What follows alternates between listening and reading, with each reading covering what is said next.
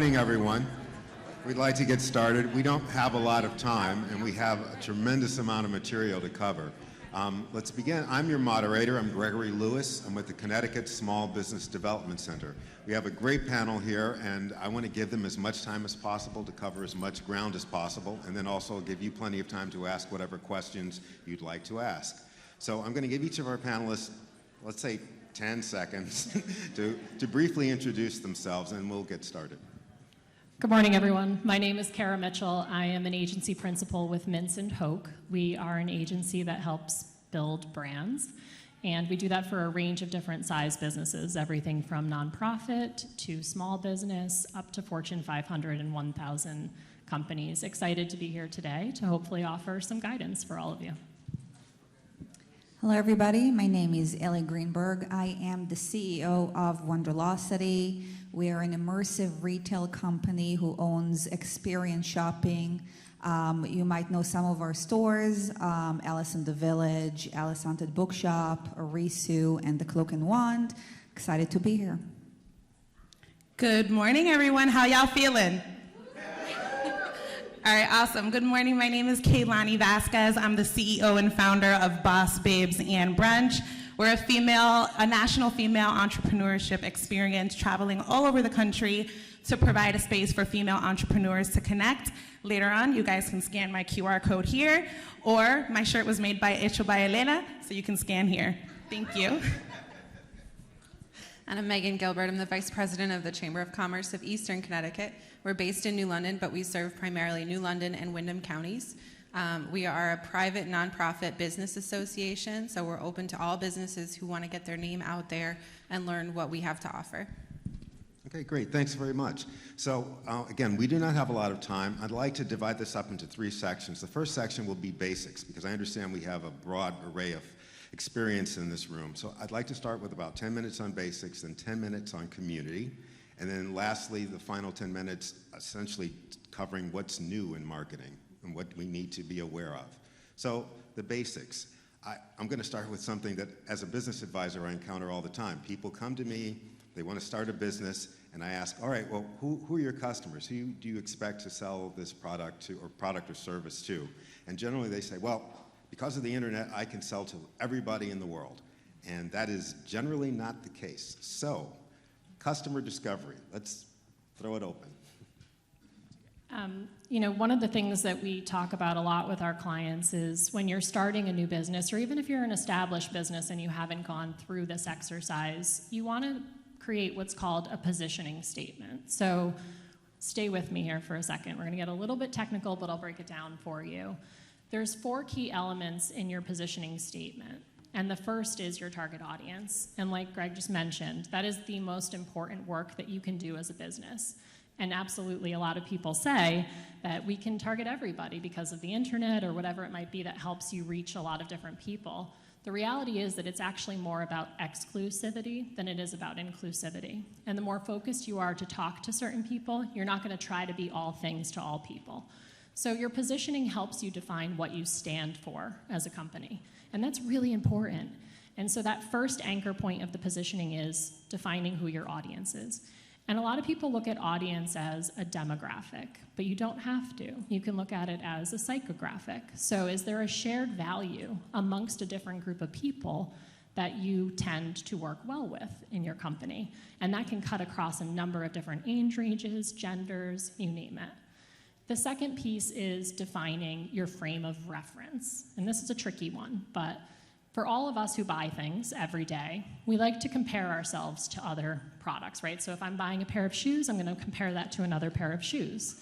And so that frame of reference, if I was creating my own company, is I'm a shoe company. And it's really important that you try to identify what group of people am I like in terms of the company and the services and goods that I offer, because that's going to help you with the next point of your positioning, which is your point of difference. So what makes you different? So it's important to put yourself in that group of like-minded companies, but what makes you different? What makes you stand out? And I hear a lot from clients, I do X and that's what makes me different. And then my next question to them, which is your 4th point of your positioning, is why? So you have to have your reasons to believe. And so how do you back up what makes you different, right? And what you ultimately said. So target audience, and you can define that by not just demographics, but shared values or psychographics. 2, what is your frame of reference? 3, what makes you different? And 4, why should somebody believe that? That's really the basic starting point. If you do that and anchor a lot around that core principle, you're defining what you stand for, and that will ultimately help you be more successful and focused in the other efforts that you take on. Yeah, exactly that, Kara. So what I've been able to do is I got super specific on who I was speaking to, down to what the girl looked like, what was her nationality, her background, where did she shop, right? Did she have children? What was her educational background? And once I started getting super specific on who she was, I even gave her a name. Then that's how I was able to show up every single day on social media and speak to that one girl, because similar to what Kara said, if you're speaking to everyone, you're kind of speaking to no one. So I figured out who she was, and then because I'm heavily based on social media, as most of you I'm sure can tell, I wanted to really create something that made me stand apart, right? So I created an acronym for myself, hence Boss, Babes, and Brunch, right? So it's called BABE, and it is brand awareness gives you your business exposure. So the more you are aware of what your brand is, what it is that you represent, who it is that you're speaking to, the more exposure you're gonna be able to give yourself online. And y'all, this was all self-taught with the powerful knowledge of the internet, but BABE was my acronym, and that's what I've been able to use to scale and grow and speak to my audience. So I am going to talk about the question from a retail point of view, as we're dealing with customers that are coming to our stores and we're not really selling online. So we do have a definition of who our customers are and how do we market to those specific customers. Each store is different demographics, and based on that demographic, we also know how do we market to the demographic. For example, we have a store that is called Alice in the Village, which is a tea room, which is based on Alice in Wonderland. Very feminine. The demographic is clearly females. We have a certain age group, and this is what we target based on that. It will be very hard to market something like that to a male demographic. Then we have another store, which is, for example, a horror-based store, and that's a different demographic. So we do need to define who are the people, where the customers are. And I know what you said before, you know, like online sales, and everybody thinks that it's very easy to sell online. I actually want to say that you're absolutely correct. We decided not to offer online option, as we did find out that the experience in the store and the demographic that comes to the stores would prefer to benefit from that specific experience and not go online. But again, going back to the demographic question, to the customers, for us, it's extremely important to define the demographic for each one of the retail stores, for each one of those categories. Thank you very much. Let's move on to the next topic, community. And we're going to start with Megan. These days, if you're online versus if you have a brick and mortar operation, those worlds are very different. How do you build community in those two very disparate environments? Sure, thank you. I think this does tie into the exploring your audience and understanding your demographic question. I would say just never be afraid to engage the community resources available. I love events like this because it brings to light how many organizations and people are out here to serve you. Understanding your product, understanding your service, you will always be the closest one to it, but use the resources around you as an extension of your team. Use community advocates who can speak on your behalf and add authenticity to your message, add credibility to your message. As you go online, you're opening up a whole world of new competition, but your community is supposed to have your back. So I do feel like that's always where it's going to start. And when that community moves online, you have another audience to capitalize on, to talk about your brand, to refer you, just to be supportive. So I feel like use the resources available in the community to get your name out there. Also, another way to do research, using those avenues to understand who maybe doesn't engage with the community and could be served by your product or service, and how to bring those people out to feel together, to belong, to do bigger things together, to have a louder voice together is a big part of what our organization and others like us will do. Make sure that we're unified in the sense that small businesses are changing and are expanding and are growing and are more and more competitive every day. So going back to the first question, understanding who your audience is and what your assets are, don't be afraid to ask for help or insight or research or knowledge or just a pat on the back sometimes. That's fair as well. Quick point. Well, before I do that, you want to say something? Yeah, I just wanted to add also to utilizing like social media, right? So if you are a brick and mortar, I will say that you can now use Instagram as a search engine. So even in your local community, you can go right into Instagram, and in the search engine, you can type in your town, your city, your state, and everything that's local to your brick and mortar will literally pop up. I travel from state to state, building new communities every single time I go into those states. And what I do is I go onto Instagram and I see who's in Miami, who can I connect with. So I would encourage you to do the same with your brick and mortar. If you are in, where are we today, Groton, Mystic area, type that in and you're gonna see, like you'll probably see all of us who came here today on Instagram or Facebook. It will all pop up. So use it as a search engine. I think, too, this can be so overwhelming for small businesses especially. You're running your business all day long and then have to worry about trying to bring your brand forward through a number of different ways and means. I think you talked about, Megan, being offline in the community, and then when you come online, your community supporting you. One thing that's really important is making sure that if you're going to do both of those, which is why I love that you said you determined that brick and mortar was enough for you, like that was the experience that you guys needed for your brand. If you're going to do both, you have to do both well, and you have to do both consistently. If your voice is different online than it is in the community every day, people are going to recognize that, and you're going to lose some authenticity in your brand.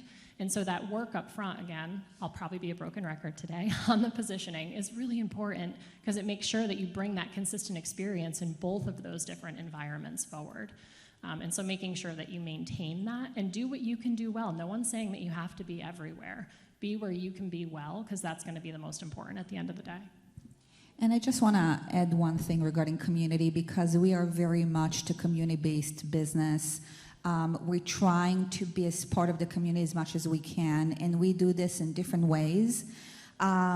We participate in a lot of events, if it's from the Chamber of Commerce, which remember also the Mystic Chamber of Commerce, or wherever we are in Connecticut, and we also have stores outside of Connecticut as well. But the sense of community for us is also recognized is who our neighbors are, other businesses, small businesses, and also other communities, facilitators, as well as if it's a volunteer organization. We work very closely with the aquarium. We work with Mystic Seaport. We also like to donate to local communities as well, if it's schools, if it's different charities in the area, and that's kind of work both ways. You know, we help our community, but in return, they recognize us, they come to us. And this is extremely important for small businesses to understand their neighbors, their community, and what they can do for the community. Oftentimes, businesses will get started in particular, and they want to assume as much of a market as they possibly can. So they start to be concerned about competition. Competition versus building community. How do you negotiate that? I say if you've done your positioning well, so I'm going to keep going back to that, you should never be afraid of competition. Competition's actually great, right? If somebody's out there and they're marketing themselves for your same category, they're bringing attention to that category, let them do that for you. Be really strong on who you are and what you stand for as a business, and you can capitalize on that. We talk a lot to what we call challenger brands, so people who sit in that number 2 spot, and they're constantly chasing the number 1 player in the market. But the reality is that a lot of challenger brands are really successful because they let the number 1 do the heavy lifting, and then they come in, sort of ride on the coattails, but they're really firm in what they stand for, and they capitalize on that.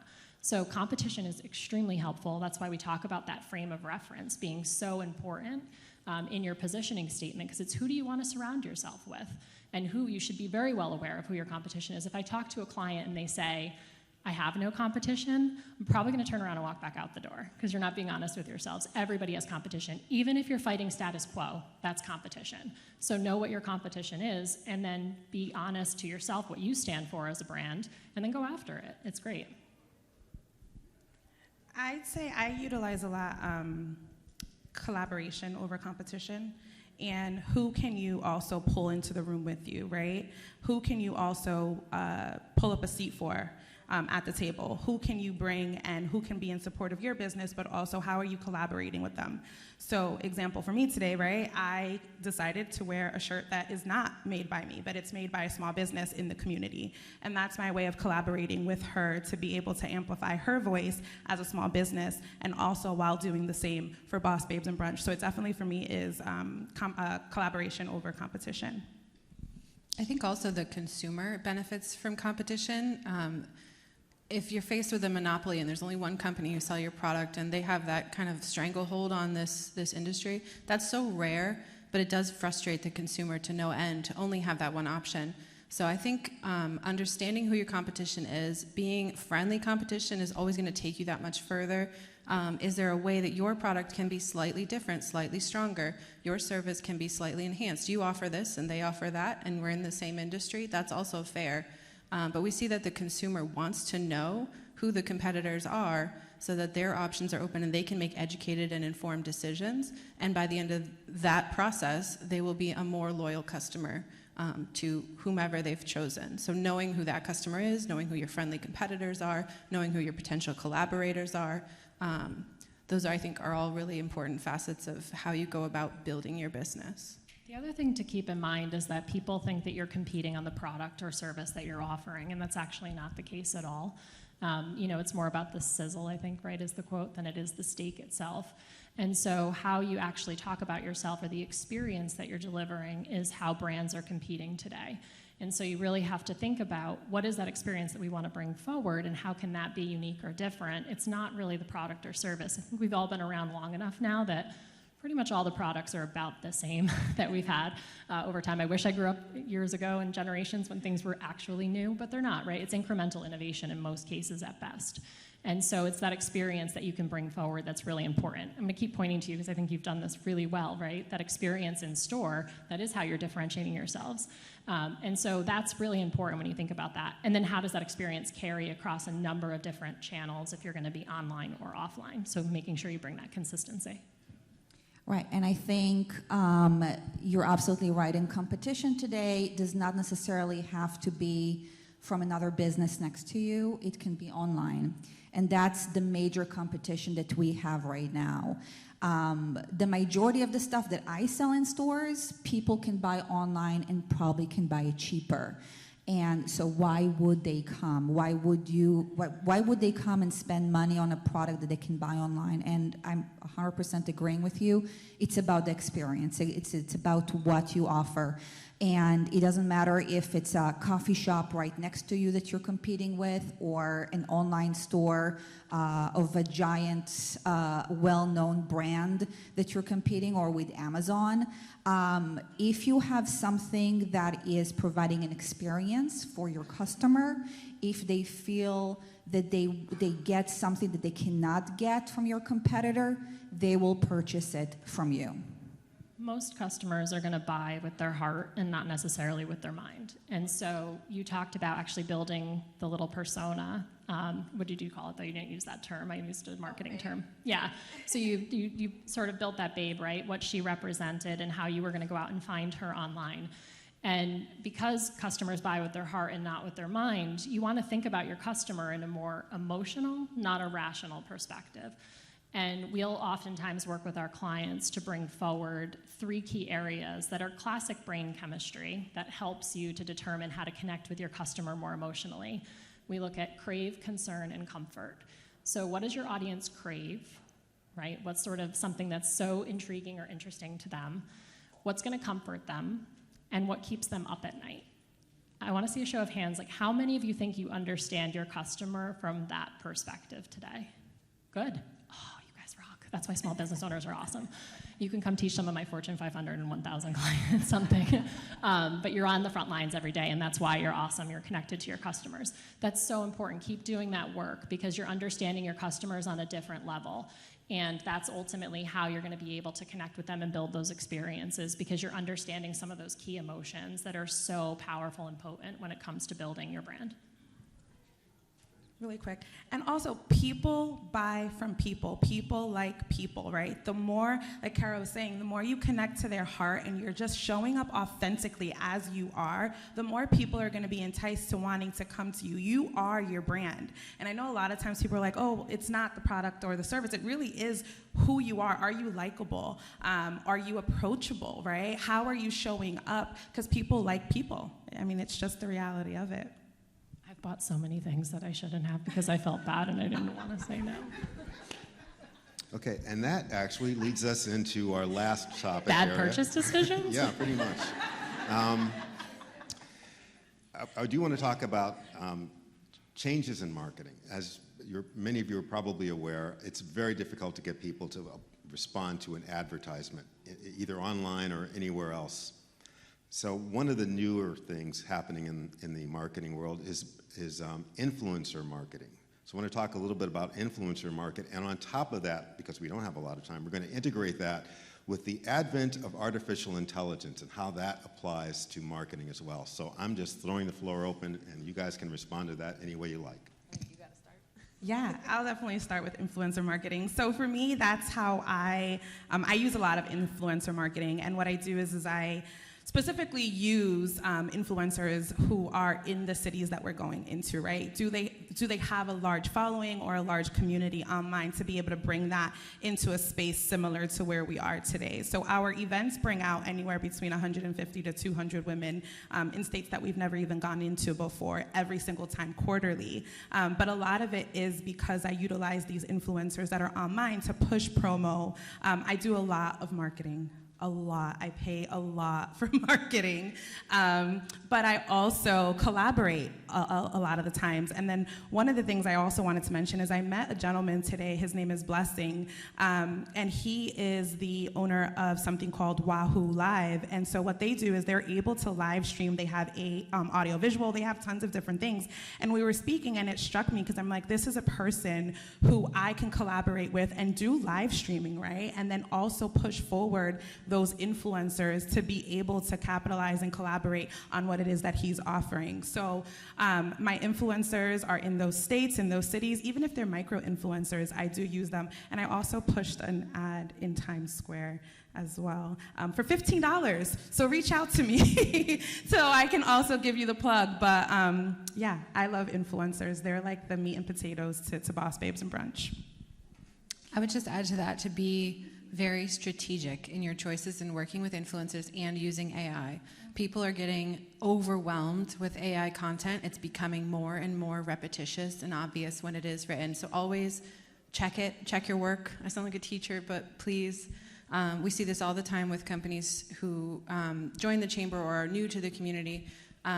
If the description is written by AI and you're relying solely on other people to push your product, I'm still not sure what it is you do. What are you offering to make sure that it always goes back to being authentic and accurate.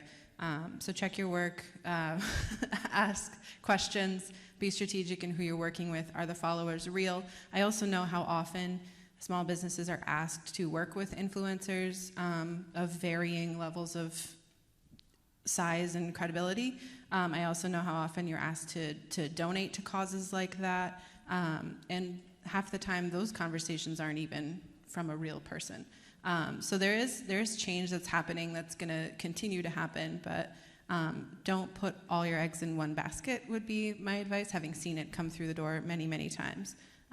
We want to know more about you and what you've done, what your passion is, in your own words, to the extent that it makes sense in today's market. My experience with influencers has been very positive for all of our brands. Actually, you can see traffic goes up when you have a well-known influencer comes in, take a video, do a post, and then it becomes viral. We're in a position that is a little bit different. We don't really pay for influencers. We don't really pay for social media marketing. We're in a position that we're very lucky that we have influencers coming to us.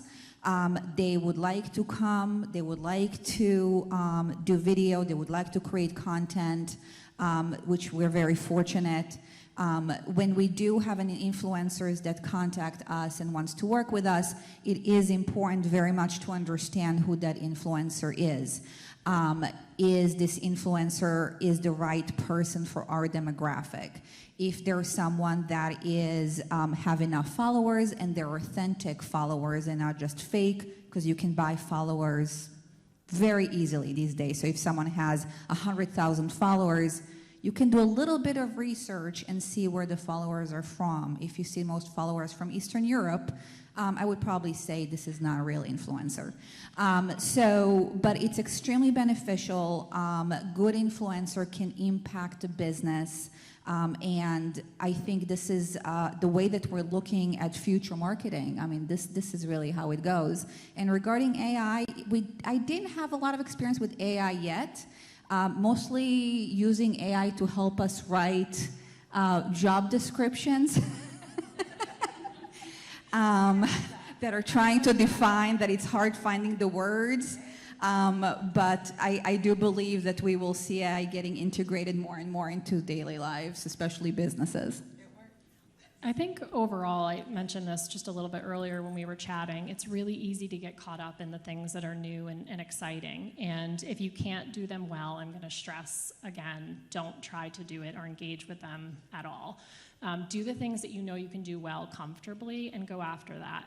We're absolutely right. Everything that everyone said here on influencers, if you can't advance that influencer's brand, then they probably shouldn't be working with you either. So the two of you need to be in a collaborative engagement where you're going to advance each other, and then it'll come across as a more authentic opportunity and engagement. So that's something else to consider.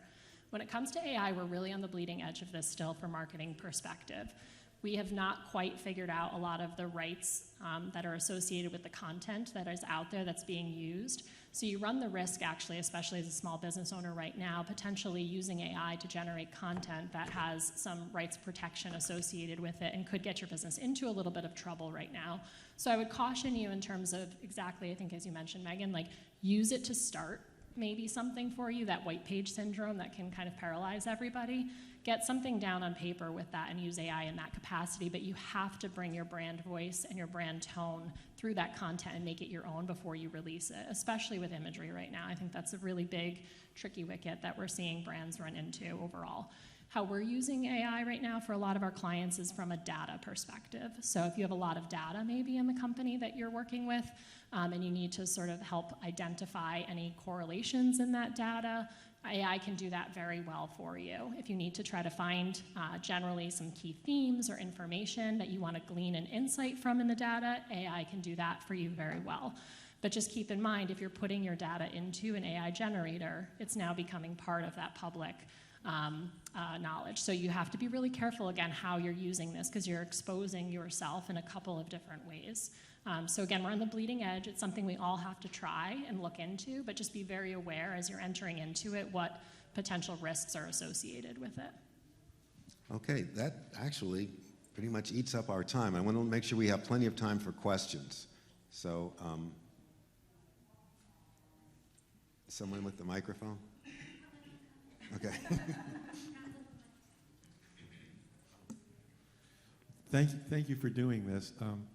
So some of the takeaways as a small business for myself, and what I've learned is really three things have to happen, and I think you touched on all three. For you to be able to grow your business, number one is you have to be able to build relationships with people, and how do you do that? You really need to reduce their uncertainty. How do you get them to move in your direction? And more importantly, you got to motivate them to take an action to actually purchase or take advantage of your service. So I also heard a lot about building a community and being unified and being unified, which I thought was pretty important. But one thing on AI, AI is really critical, but people make decisions. So how do you influence people to make decisions to move in your direction? I'd love to hear your thoughts on that. I mean, I think it comes back to that conversation of the heart versus the mind, right? And AI is still, it's computer generated. It's still very rational. Trust me, it's going to get better.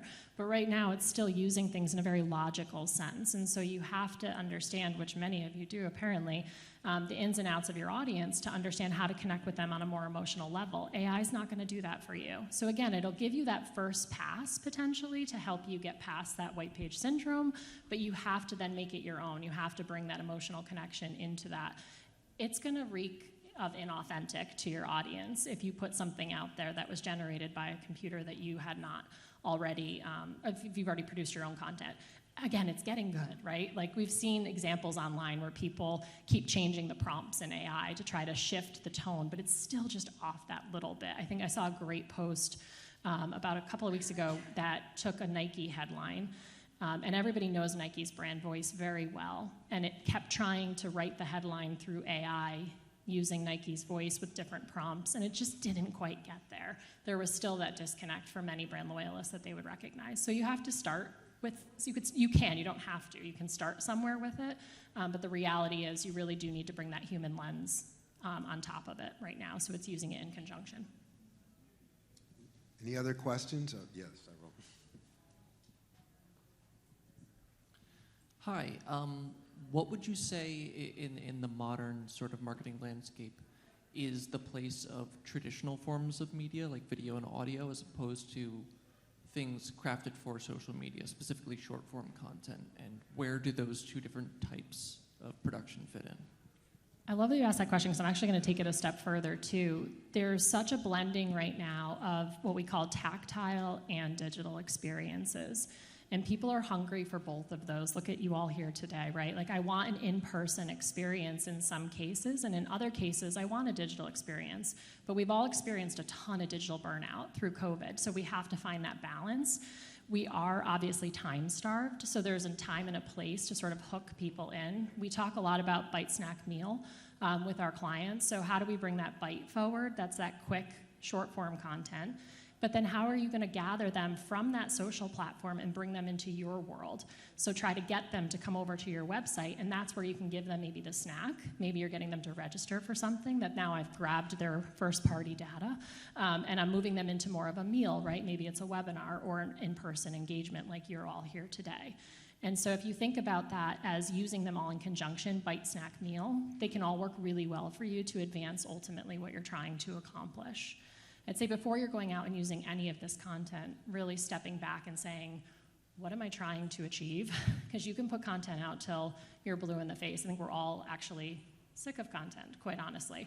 We know we have to do it, but how are you going to do it a little bit more uniquely, potentially, that's consistent with that positioning? But also, what do you want to achieve ultimately from putting that content out there? Are you trying to grab people's information? Are you generating awareness just for your product or brand? What's the action you're hoping for somebody to take? And so really thinking about it from that lens first before you start producing that content. I would also add to that, I can't even count how many rooms I've been in where the topic of conversation will be something that was in the newspaper or on TV. And so that's sparking discussion. That is not an industry that's like dead, so to speak. So I think that there needs to be a balance between the way people are consuming media. It's varied and people will consume it differently. You can't control that. But by finding your niche in all of those outlets, all of those placements, I think they work very well together and have to work very well together. But I'm in meetings, events, rooms all the time where people saw something in the paper, on TV, on a billboard, and it's still causing them to remember that message and talk about it with others. So I think it's a blend that's really important. I would go back into knowing your demographics. because one of our brands, well, a lot of our brands are targeted younger people. Those people don't really watch TV. They don't really read the newspaper. It really is the only content that they're getting is online, is social media. So going and spending money on as a newspaper or going to TV is not going to bring me customers. So it is important to understand your demographics. But I do have a brand, as I said, that is more feminine, that is a little bit older. Those, when we had a segment on TV, we were interviewed on TV in like midday, in like style, Connecticut style or something like that. Got tons of people came in. Oh, I saw you, I was at the hair salon, I saw you on TV, you know, that's a great thing, you know. So it really depends to who's your demographic and make sure that target the demographic with the right marketing tools. I would add that the rooms I'm talking about are generally a demographic that's slightly older, slightly more masculine. However, it's a huge executive audience that we work with as well. So it depends, again, on who you're trying to reach and in what way. I don't know, my niece is 8 and she just bought a DVD player. And she also just bought a phone, like a real phone that connects to the wall. So everything old comes back again. And you never know. I think, again, just be authentic to your brand and whatever's going to work for that audience is absolutely right. There was a question in the back.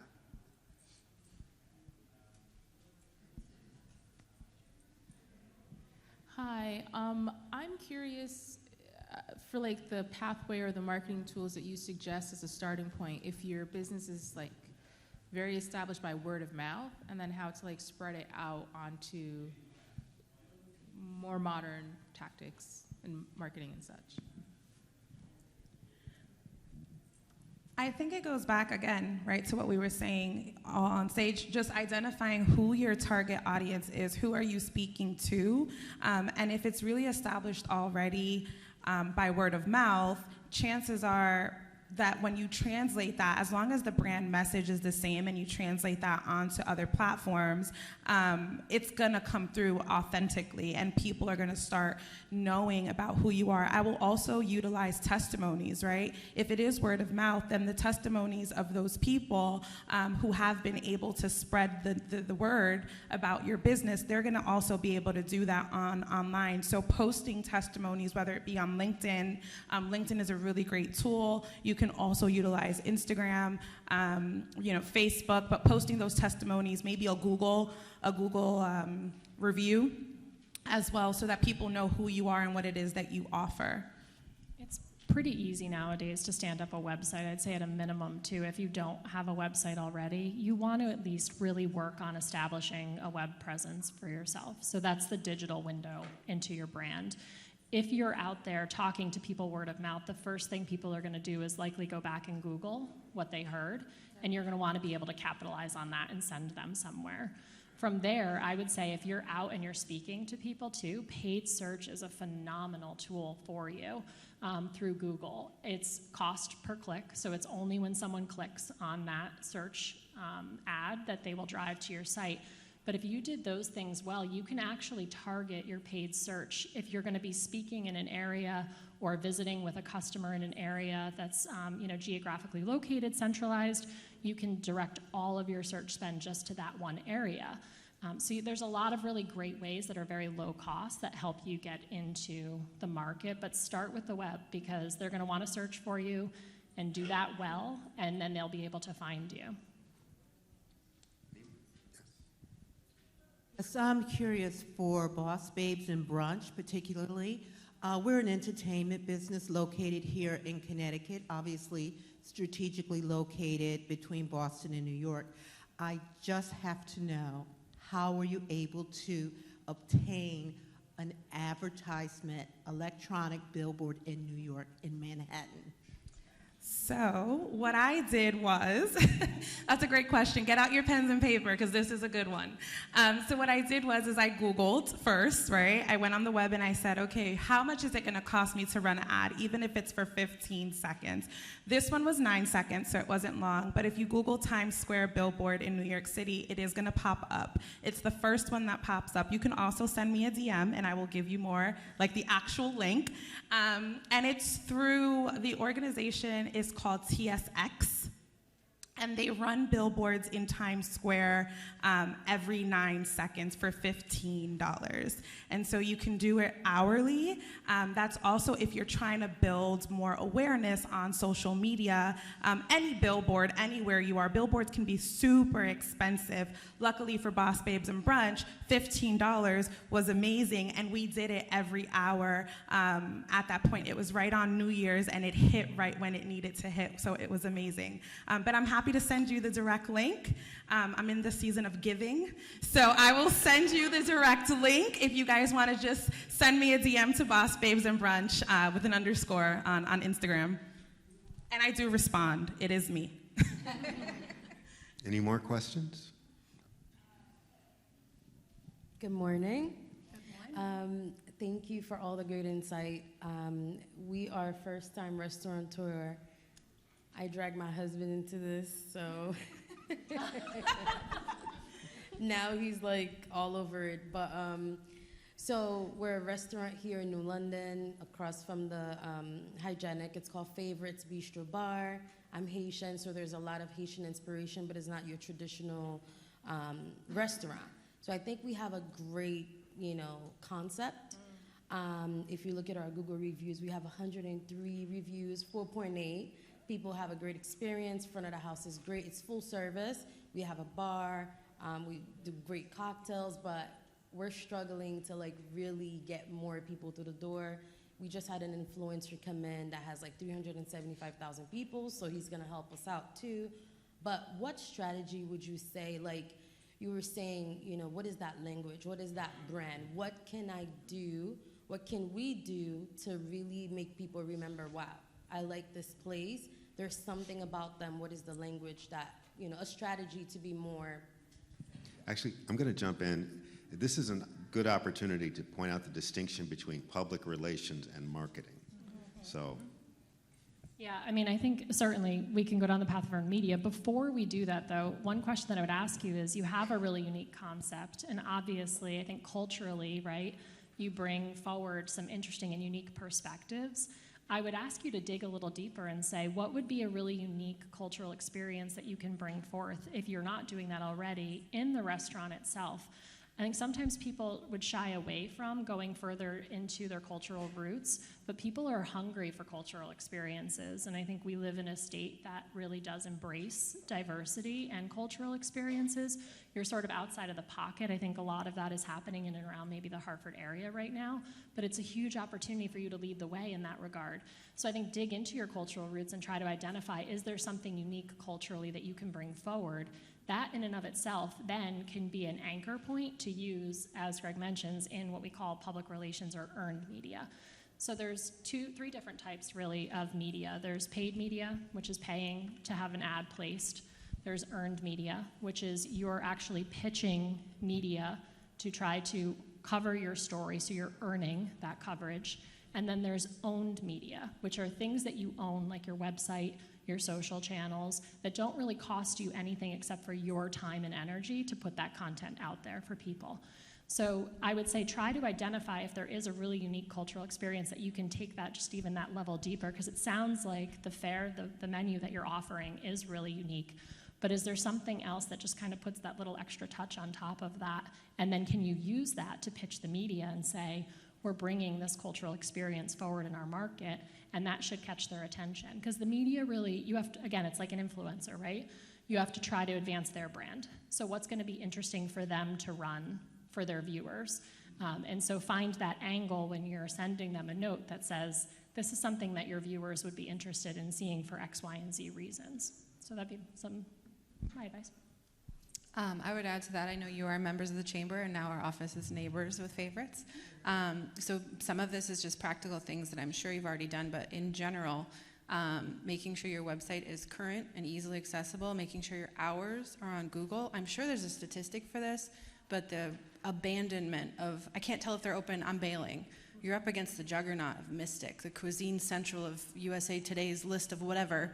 But New London is such a cool downtown, and there's so many activities and events and things that are going on. So going back to collaboration, ways that you can capitalize on audiences that are already being brought to your neighborhood, choices that people are making for like maybe their one night out a week if they get it. Why come to your establishment? Because they're going to have a great time. They're going to have food they've never had before. They're going to come back for that food. Their service is great. There's an event downtown at the same time. Whatever those little like extra hooks are. That sounds obvious, but I just felt like I had to say it because I'm on the brink of that generation that's like, they don't have a Facebook page. They don't have an Instagram. Are they even open? And it's like, oh my God, give them 10 more seconds, please. But it's true. It's harsh, but it's true. So just being accessible and available and current is huge. And I think I'm going back to sense of community. I think this is really important on finding the right partner in your area and what you can do to collaborate with them.